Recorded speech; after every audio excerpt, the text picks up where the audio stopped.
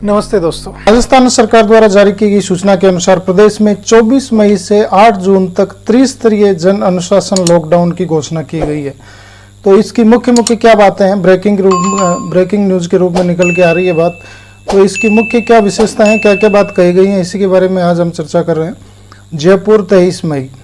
मुख्यमंत्री श्री अशोक गहलोत की अध्यक्षता में शनिवार को हुई राज्य मंत्रिपरिषद की बैठक में जन अनुशासन लॉकडाउन को 15 दिन और बढ़ाने के लिए दिए गए सुझाव के मद्देनजर प्रदेश में 24 मई से 8 जून तक त्रिस्तरीय जन अनुशासन लॉकडाउन की गाइडलाइन जारी कर दी गई है।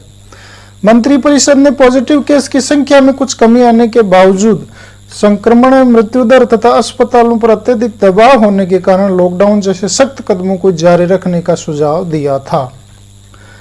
त्रिस्तरीय जन अनुशासन लॉकडाउन के तहत परिवार, वार्ड, ग्राम, शहर एवं राज्य स्तर पर सामाजिक व्यवहार में कोविड प्रोटोकॉल के अनुरूप बदलाव लाने की अपेक्षा की गई है। प्रथम स्तर पर पारिवारिक जिम्मेदारी समझते हुए लोगों को कुछ समय के लिए बाहरी व्यक्तियों का घर में प्रवेश रोकना होगा। अति आवश्यक होने पर खुले स्थान पर सोशल डिस्टेंसिंग के साथ मिला जा सकता है ताकि परिवार के बुजुर्ग, बच्चों एवं अन्य लोग सुरक्षित रहें। त्रिस्तरीय लॉकडाउन के अंतर्गत गांव और मोहल्लों में ऐसी गतिविधियों पर प्रभावी अंकुश रखना होगा जिनसे संक्रमण फैलने की आशंका रहती है। यह सुनिश्चित किया जाएगा कि किसी भी स्थान पर 5 से ज्यादा लोग एकत्र न हों। इसी प्रकार तीसरे स्तर पर मेडिकल इमरजेंसी और अनुमत श्रेणी के अलावा एक शहर से दूसरे शहर, शहर से गांव, गांव से शहर, गांव से दूसरे गांव में आवागमन पूरी तरह प्रतिबंधित रखना होगा। अर्थात गांव से गांव में जाना भी इसके अनुसार प्रतिबंधित है। ग्राम स्तरीय निगरानी समितियों को इसमें अपनी विशेष भूमिका निभानी होगी। समस्त प्रदेशवासियों को इन दिशा निर्देशों का कड़ाई से पालन करते हुए अपने सामाजिक व्यवहार में बदलाव लाना होगा। मुख्यमंत्री ने कहा कि विवाह समारोह में भीड़ जुटना संक्रमण के प्रसार का एक बड़ा कारण रहा है। इसे देखते हुए विशेषज्ञों की सलाह एवं जनप्रतिनिधियों के सुझाव पर 30 जून तक विवाह स्थगित रखने की अपेक्षा की गई है। उन्होंने कहा है कि लोग कोविड प्रोटोकॉल को आवश्यक रूप से अपने व्यवहार में शामिल करें ताकि स्थिति में सुधार होने पर लॉकडाउन की पाबंदियों में शिथिलता दी जा सके।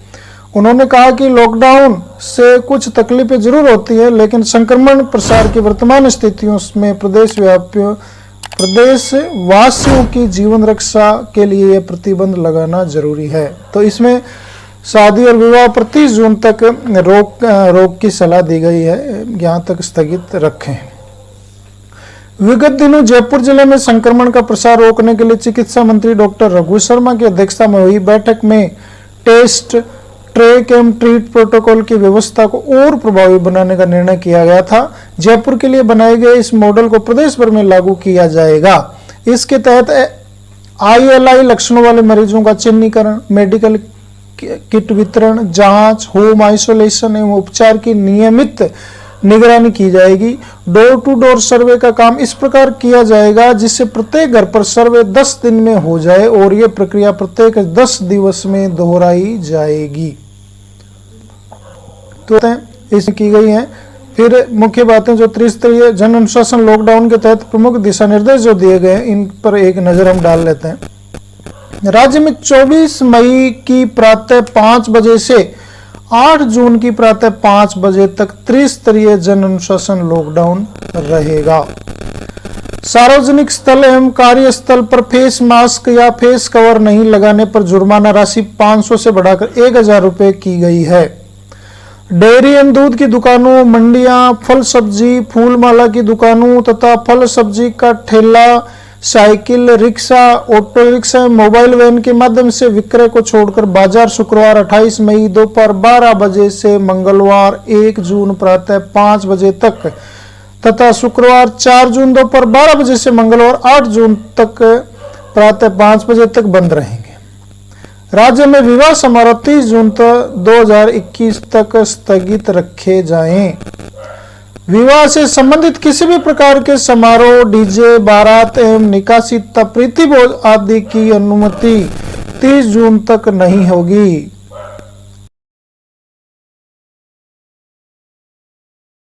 किसी भी प्रकार के समारोह, डीजे, बारात एवं निकासी तथा प्रीति भोज आदि की अनुमति 30 जून तक नहीं होगी। विवाह घर पर अथवा कोर्ट मैरिज के रूप में करने की अनुमति होगी, जिसमें केवल 11 व्यक्ति अनुमत होंगे, जिसकी सूचना वेब पोर्टल covidinfo.rajasthan.gov.in पर या हेल्पलाइन नंबर 181 पर देनी होगी। विवाह में बैंड बाजे, हलवाई, टेंट या इस प्रकार के किसी अन्य व्यक्ति के सम्मिलित होने की अनुमति नहीं दी गई है। शादी के लिए टेंट हाउस एवं हलवाई से संबंधित किसी प्रकार के सामान की होम डिलीवरी भी नहीं की जा सकेगी, अर्थात मिठाई भी नहीं मंगवाई जाएगी और टेंट भी नहीं लगेगा। मैरिज गार्डन, मैरिज हॉल एवं होटल परिसर शादी समारोह के लिए बंद रहेंगे। विवाह स्थल मालिकों, टेंट व्यवसायियों, कैटरिंग संचालकों और बैंड बाजा वादकों आदि को एडवांस बुकिंग राशि आयोजन कर्ता को लौटानी होगी या बाद में आयोजन करने पर समायोजित करनी होगी। किसी भी प्रकार के सामूहिक भोज की अनुमति नहीं होगी। आमजन से अपील है कि पूजा अर्चना, इबादत, प्रार्थना घर पर रहकर ही करें। मेडिकल सेवाओं के अतिरिक्त सभी प्रकार के निजी एवं सरकारी परिवहन के साधन जैसे बस, जीप आदि पूरी तरह बंद रहेंगे। बारात के आवागमन के लिए बस, ऑटो, टेम्पो, ट्रैक्टर, जीप आदि की अनुमति नहीं होगी, या अर्थात बारात गाड़ियों में नहीं ले जाएगी, निजी अनुमति होगी।